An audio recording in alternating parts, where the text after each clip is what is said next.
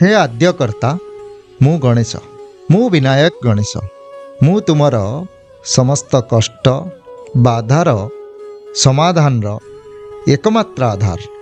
मु तुमको अशुभरु शुभ आड़क अग्रसर करैनेबी।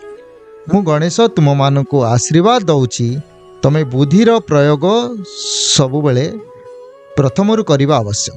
जीवन रे जेते कष्ट जेते बाधा आसुना कहीं ताकू केबे क्रोधर सहित नुहे शांति एवं चतुरतार सहित समाधान कर। बड़ पेट रखिबा शिख, कारण जेते सब कथा अछि ताकू पेट भितरे पुरेकी रखिबार अभ्यास कर। धैर्य रखिबा मध्य जीवन रे नित्यांत जरूरी। आउ छोट छोट आखिरे मु जे बळी दूर को अनायास रे देखि पारुछि तमे मध्य तार प्रयास कर। जेबे भी मोर नाम नेइकरी गोटिए भी पाद तमे आगो को बढ़ेइब, कोनोसी भी कामर आरंभ तुमे करिब, मु तुम मार्गर समस्त कंटा को फूल रे परिवर्तन करदेवी। सबुबेले शुभ चिंता कर, तुमर शुभ हेबो।